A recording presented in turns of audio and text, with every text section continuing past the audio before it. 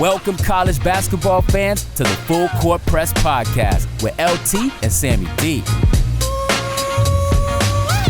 This is the podcast that brings you legendary stories from college basketball's golden era and dives in deep with a current analysis of today's game. Get ready for the most energetic and entertaining college basketball podcast around. Let's get it.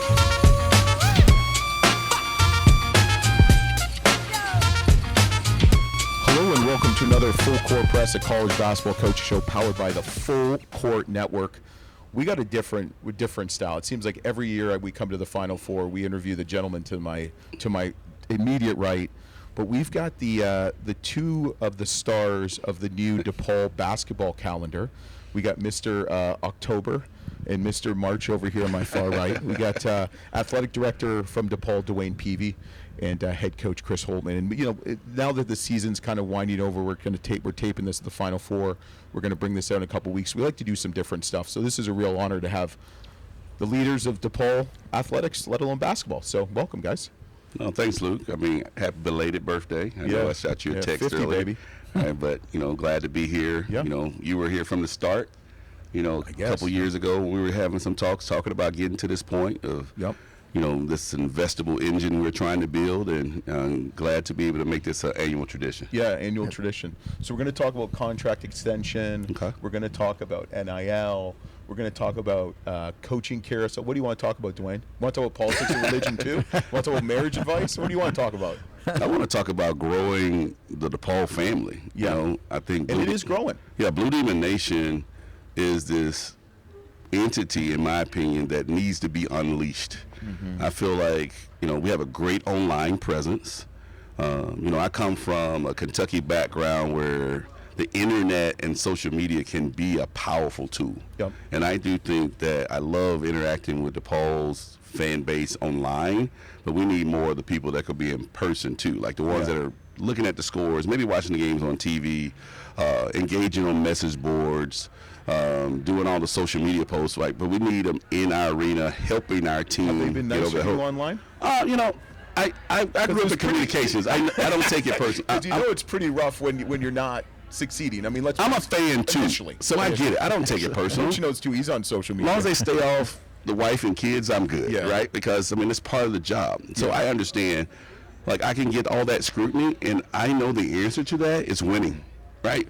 If I win, every one of those people are happy because I yell. I'm a Dallas Cowboy fan. I can be miserable at times too, right? And so I yell at everybody involved, right? And then when you think full circle, that's me on the other side. So I get it. I don't take any of that personal because I know I have a job to do, right? And they've been in it way longer than me. I think about how invested we are at this level, but we're talking about 2 years and 6 years. We've got people that have been doing this for decades, and they've had some ups and downs and been buried. So, I get that. And that comes with the territory. So I'm always going to be a transparent leader.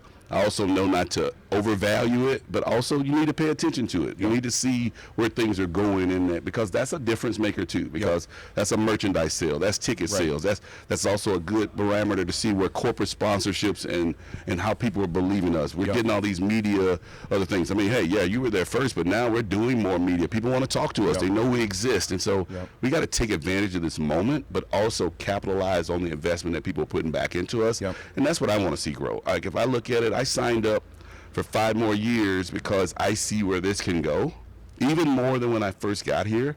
But I'm not going to be sitting here 5 years from now being like, we didn't do enough or we didn't put our everything into it. We've got to get something out of it too. And so I'm excited about where things can go, but it doesn't make the job easier. It just means that we've got to continue working hard every day at what we do. We have great people around us. Chris and I are not doing this alone. It takes like they always say, it takes a village, but it takes an investment from the university, the faculty, the staff, the students that have been great. And now we need the full-on Blue Demon Nation to come on board and take this ride with us. Hey, take a leap of faith.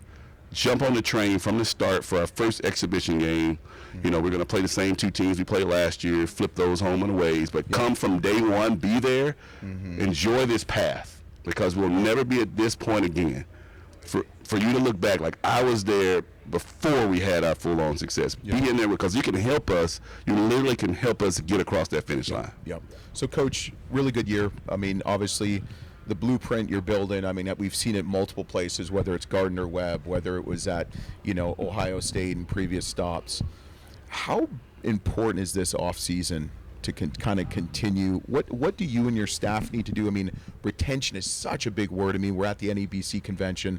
I talked to Coach Peden last night, who's one of your guys. I've talked to Coach Lex. I've talked to multiple coaches the last couple of days, not to name drop, but it's like retention.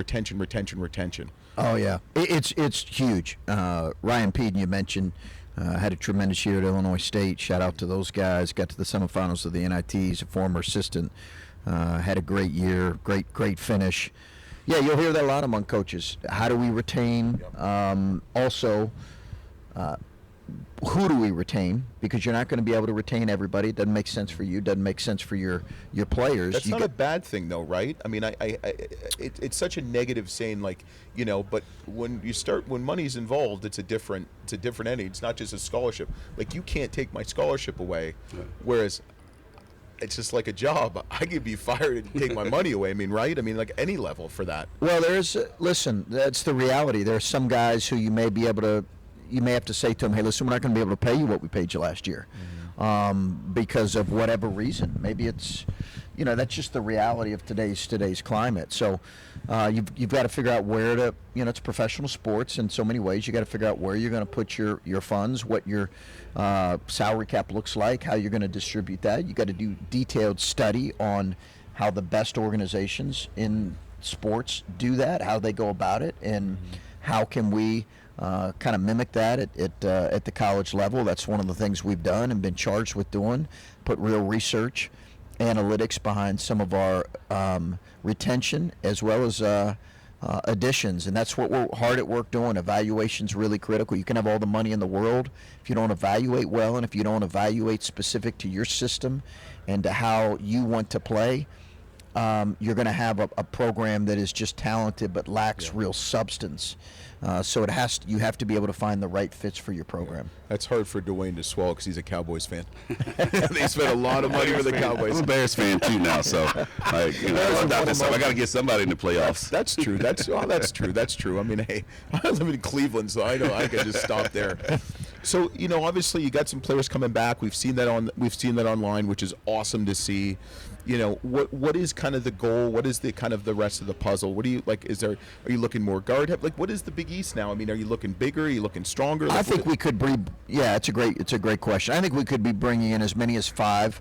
That's it. 5 transfers. It's impressive. And I think at this point, it's really almost a guy at almost every kind of position down the line is what you're looking at, because I think we're going to need impact guys. Obviously, we lose a couple guys in the middle of the line up there at the kind of the wing spot that were critical for us. Brandon Macklin, C.J. Gunn, and then a guy on the interior in N.J. Benson, who really developed into a phenomenal player for us. So at the end of the day, we're going to really need impactful guys and guys that fit our system. And I think the portal hasn't opened yet, but as you know,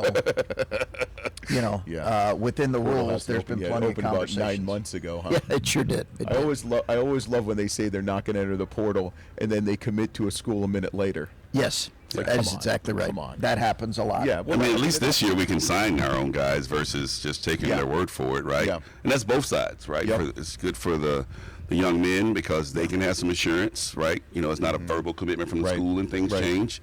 And so I think this window has helped a little bit in that, because that's probably why we've been able to retain so many guys and know, all right, now we're on the other side of it where we can start really concentrating on what we're going to do in the portal, and all the guys that are even put out intent to gives you a better sense for the fans, at least having something to track. Well, yeah, absolutely. Right, to see, their wish list. I'm getting a lot of messages on that of who we should be recruiting, or who some of those I pass along. I don't really. You should see what I get on my Instagram and Twitter handle, or like the DMs. Like, I'm like, dude, we do basketball. We talk. I mean, I know coaches, but I'm like, we don't promote or like do highlight tapes. Like, I'm sorry. It's like, I'm like, best of luck. He's telling me what offers he has. I said, well, I know 8 of those coaches pretty well, and they're all good dudes. So good luck. I do like the fact that DePaul fans, the best transfers that are declaring their intent to go into the portal, they believe we should get. right? Yeah. I'd rather have it that way than Me too. feel like, oh, well, we don't have a chance at that guy. Me I mean, too. doesn't mean we're going to get him, but, like, I love the fact that, hey, we want to swing big here. We're like, we're a big boy program, right? Absolutely. So, like, I mean, so we got to think about it. Expectations. We knock doors. I mean, just like when I was recruiting Chris here, like, if I was like, well, that's too good for us, we wouldn't be where we are now. Like, you gotta come out and say, here's the things that are in place. Don't think about what everybody's telling you we are. Here's who we are. If you can get into that conversation, it gives us a shot. Yeah. And that's what we want to do. It's one of the things I've appreciated about DeWayne's leadership is he said, he texted me after one of the games this year and said, hey, this is a byproduct of elevating expectations.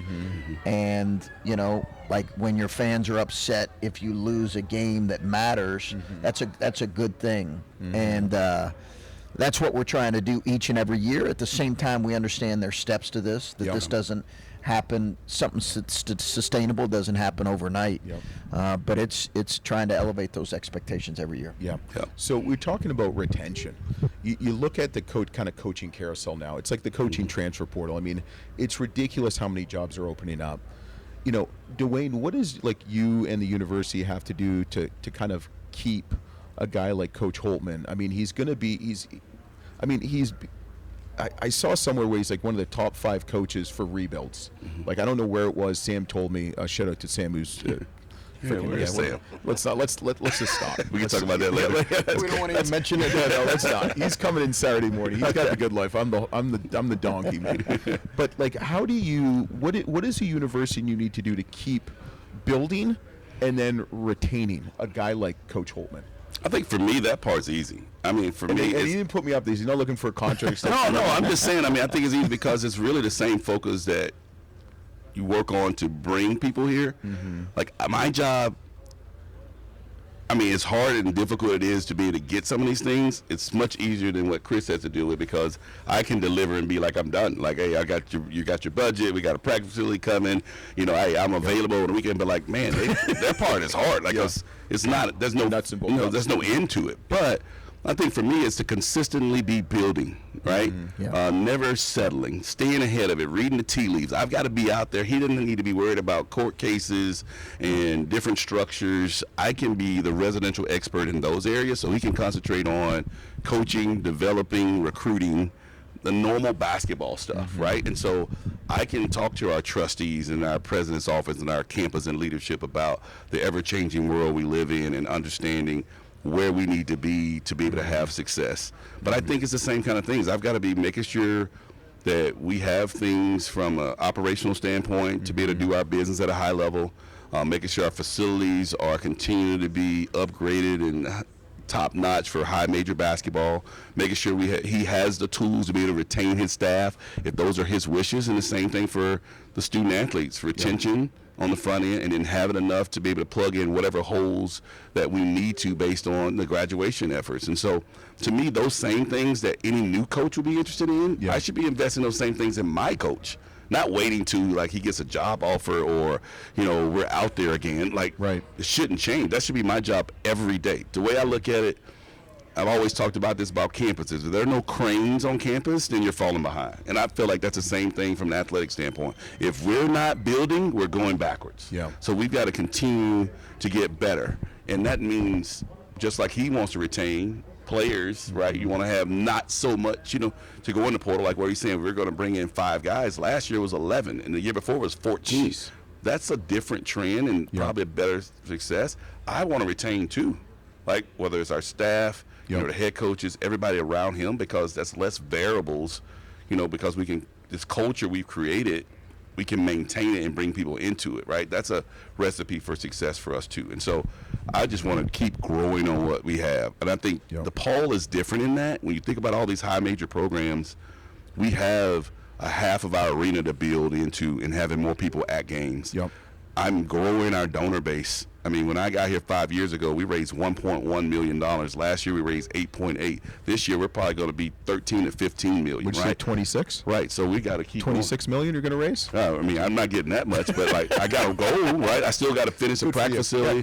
We got to invest in revenue sharing on both the men and women's side. We got operating needs. I mean, it's a really good deal, but we have wiggle room to grow. right? That's the thing that's unique for us is that we have room in corporate sponsorships and these revenue drivers and buckets. Yep. We haven't even been in a tournament since we've been in the Big East, so we even have a chance to get those bonuses that come out of the league. And so this is a great time for us.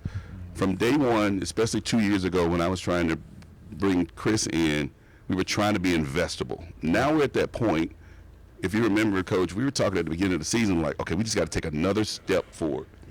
I was saying, all right, let's get at least 6. He said, let's go get 10. We settled like, all right, 8 is a great goal for us. And then we reached it with games to go, right? And then, we're disappointed just like our fans that you lose a couple games at the end of the year because we want to be at our highest standard. But, like, we know how hard this business is. We know the Big East, maybe didn't have as great a reputation last year, but it's one of the best leagues in the country. It's going to get and it's going to be a monster next year. Who they brought in coaching-wise, yeah. I think Creighton's going to take a step just because, there's that kind of like McDermott's coming, leaving. Coach Huss is great. I actually just talked to him on Wednesday. Marquette's going to be better. For sure. Just how he. Everybody's trying to be in the tournament next year. Providence and Xavier. Right. I mean, it's going to be, and even Villanova, what they did. I mean, it's going to be. DeWayne said that. He said that the last couple of weeks. I think he's spot on. It's going to be scary. I'm with you. I think the league's going to have a great next few years because it's gonna be scary, you have new coaches. Yep. Butler hired a really good coach. Absolutely. Providence. You've got newer coaches where programs are really investing in them. Mm-hmm. To get to 8 wins is going to be a real challenge. We can talk about the second most wins since 2006, awesome. 2007. It's great. Like to continue to do that, it's going to require us for us as a program to take major steps forward because the league is going to be that much better. I totally agree with Dwayne on that. So we talk about, Sam and I have talked about this a lot, is fit. Okay, you're seeing that with coaches and what have you. This is for you, Coach Holtmann. I mean, you're looking great. You're looking healthy. I mean, we even talked about Coach Gross about this. I did. And now, I talked to Sammy about Coach Gross, and now he's going to Charleston. You better put some suntan lotion on that dome of his. And then he was wearing a suit. I got to talk. I'll see Travis later because I'm like, dude, I've never seen your brother wear a suit, but you're nor there. But I'm looking at fit. You look healthy. I mean, your daughter's driving, who's standing right here, and we've talked about that. So that could maybe not be a healthy moment. It's not your for mind. both of us. Yeah, well, I mean, it gets better. It does get better. I'm a year in. It gets better. We talk about fit, okay, and just the grass is not always greener. What does DePaul mean to you? Well, I mean, I came here so that Dwayne and I could be a part of seeing this program give our fans the opportunity to have their name called on Selection Sunday. Like those who have followed this program for so long. And have been so devoted as fans. Like that is really what motivates us. It's really what motivates me. The benefit of I have a great AD, I have a great president. When you've been at other places, you have a chance to have a little bit of perspective about, hey, what do you really value in these jobs? And when I'm at Gardner Webb, or even when I was at Butler, and I don't know that I always appreciated what really matters to being happy in jobs. So it allows you to kind of say, hey, thanks for, the interest, if there's interest there, but like I'm really happy where I'm at. I'm feel really confident in moving on and continuing our mission. So I think that perspective that comes with a little bit of age and experience is valuable because you just have a greater, more specific view of, hey, this is what makes me happy in being a coach. And DePaul represents a lot of that for me. It really even does. though you don't wear shoes when you work out. That might be something to get. I mean, it might be a secret or something, right? It is a directive from my trainer, if you're wondering. When I saw that the first time, I'm like, come on. I think I instant messaged you. You probably did. That. We went back and forth. You probably did. What can people expect year 3? Is this for me or Dwayne? You first and then Dwayne. Okay. I know what Dwayne's going to say. He's all ready to go on that question. No, he got all excited. He got all perky over there. Yeah, listen, I think it's progress. That is what we need to do. Like I never want to put specific for these types of questions. I never want to put specific parameters on it because you don't want to put a ceiling on it. So you're not going to be like Will Wade, I'm going to win 30 games this year? 2 years ago, 3 years ago at McNeese, yeah. Oh, okay. Or 25 or 30 a couple years ago. What did he say before this upcoming season? I'm going to LSU. I love Will Wade. I think progress is what we need. Progress in this ever fluid, ever changing progress world. And patience. Yeah, I mean, I think There's you're some always, patience, right? I feel like the more money you spend, I mean, DeWayne, this would be a great point. Yeah. The more money you spend, the less patience you have. I mean, and not to knock Kentucky, your old spot. Yeah. I mean, they spend a lot, and I feel bad. I mean, you know Coach Pope personally. Mm-hmm. I feel bad for him. Me too. It's hard to win. It's hard to win against the worst team in your conference, and no offense to the worst team in your conference. It's a great point. It is a great point. It doesn't matter what conference. People automatically, the highest spending teams were not, well, they're probably, I don't know how many of these 4 teams here. I think Michigan spent a lot. I'm sure Arizona did. But, like, when you look at their rosters, these aren't the 4 highest spending teams. Not even close. Right. So the reality is that does not equate. So it's a great point. It's progress, patience for sure. Mm-hmm. Yeah. What do you think, DeWayne?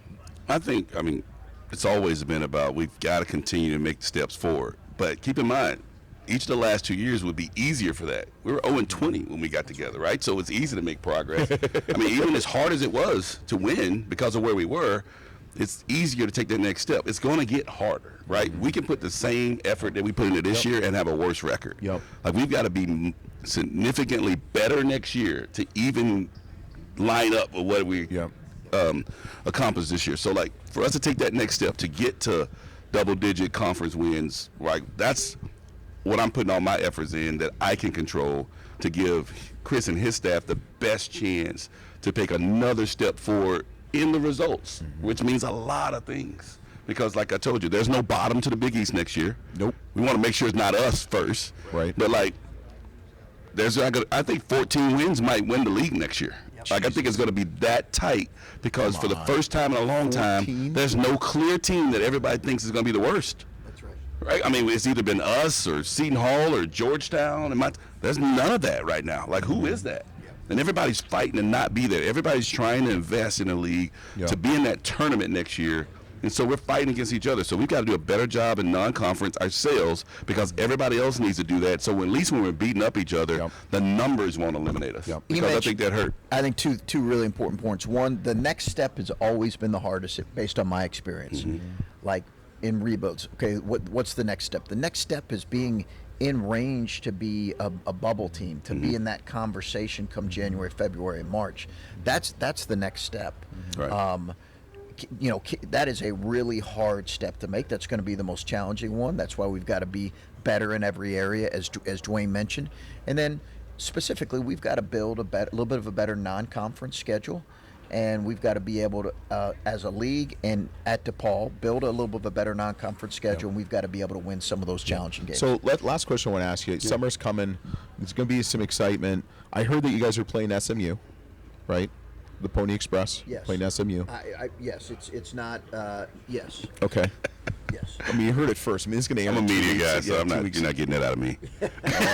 Sorry, DeWayne. You'd be surprised, DeWayne. Any other tidbits you can share that so DePaul fans can get excited and maybe purchase some season tickets? We have, as DeWayne mentioned, we have Notre Dame, that's well known, coming in exhibition at home right now.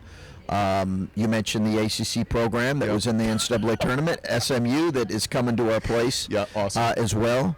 And we don't have the other games done. We're still working on that as we speak. We'll be playing in another tournament in Florida. Nice. And that event right now has 2 top 10 programs, one of which will play. So I got to pretty much guess which event, but that's okay. We'll get you there. We'll give you a scoop. A scoop 5 minutes after it comes out. And Chris has been smart about it too. Like, so we're going into this portal season where maybe we hold 2 non-bye games so we can be a little strategic about what that is based on our team and making sure what we're signing up for because all these teams, you don't really know what you're getting. No, I mean, and that's the thing with scheduling. I mean, and we're not going to talk about, and we've talked about Travis Steele and what have you. It's hard to know to schedule. It's probably the toughest thing for any coach nowadays is non-conference scheduling. It just is. It is because you don't know who you're going to have on your team, and then if you're buddies with Gross or Steele. Yeah. You don't know what they're going to have on their team. Right. And if you do know what they're going to have, do you play them? And it doesn't matter if it's MAC, SEC, whatever. Yeah. It's just because, as you know, with the metrics, That's right. every game counts. And I think our fans have to understand too is that, okay, we're going to reduce our bye games. We had just like, we basically we kind of had 7 year one, but we really, because it was a back end of a 2-for-1, it kind of probably felt like 8. Then we went to 7 last year. We're going to be at 6 this year. We got to understand, like, the way the metrics are now, you're playing quad 4s, and then you're trying to play as many quad 1 and 2s. Yeah. You're not trying to schedule quad 3s. So, like, they just got to understand that. So, like, maybe there's a local team, they're like, why you don't play them? Well, probably because they're too good. Not too good for us to play, but, like, to metrically put you in a good spot. Yeah. Because, if you're scheduling, like, a Buffalo like we did, if we know what they were, like they're a teetering quad 3 that could be at the top of quad 4, you don't try to schedule that team because it doesn't help you if you win, and it can hurt you if you have a close game or lose. Right. So, like, that's the thing that's a shift where you get wrapped up in having metrically this best schedule, but it's really some balance to it. If you look at UConn's a perfect example. They played 5 byes. I mean, they're at a high level. They're just one less than what we're talking about, but they're playing a lot of games on those first 2 quadrants to kind of balance it. That's the difference where we're trying to shift. We can't go all the way there quite yet, but that's what we're trying to do. We cut down on the others, but we got to play those games. And then how do we schedule those games to where we have upside but doesn't hurt us? But we don't want to go play 6 quad 1s too, and that we have a really hard chance of winning. We got to win some games, right? Yeah. So, like, it's a tougher deal than it used to be, because you used to could play like the best teams in the worst leagues and have good games, and it kept your strength of schedule number. But because of this net and the metrics of it, it's a little different too. But we got to protect all things. But we got to have butts and seats, right? That's a revenue driver for us. And in a non-football school, we make $2 more million in ticket revenue. That goes right back into the program, right? That's huge, right? That's huge. Like, that's real stuff. And so, obviously, it's an inexact science, but it's fun. I mean, I think I'm enjoying it. I know this off season feels different. I thought the last two years when we've been together, you probably can feel there's a little excitement in my voice because, okay, we're having some direction going forward. Relaxed. And you kind of want to get there, right? I mean, you win a few home games, you feel a little better. You seem a little bit more. You seem more relaxed. We know we've got him for a few years now. That'll relax a guy. That's true. I feel like because the first time we talked with Sam and I, it was in what was that?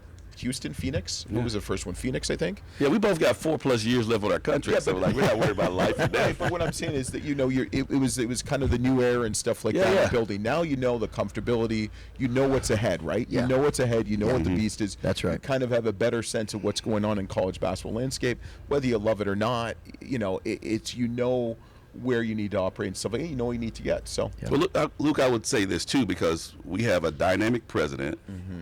That I'm not having to go to with everything on, like he's in it too, right? So from the start, when we had our first conversation in Chris's home, like, that understands what we're trying to do, and we're getting ahead of things, right? We know where we want to go collectively. We want to get back in that tournament and stay in that level, right? Not a one shot, write a check and hope that gets there. No, like, we've got to build this program to be a sustained. I mean, think about it. Our fans have never experienced the NCAA tournament in the social media era. Don't say that. Imagine how crazy this is going to be when we're like selection. I sat there and I was hitting donors as I'm watching the tournament, like, because I was dreaming about us being in this moment. And it touched a lot of people, and we ended up raising 7 figures in the last couple of weeks because people see this moment and how they can impact us going forward.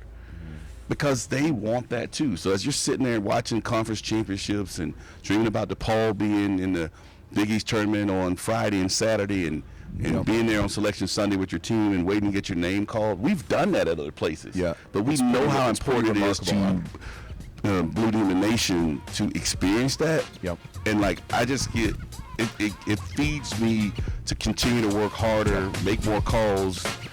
Push for us more, because I know that's something in front of us. Well, guys, we really appreciate it. Go Demons. And thanks for watching. Thanks for listening. We'll be back on the Full Court Press, College Basketball Weekly, brought to you by the Full Court Network.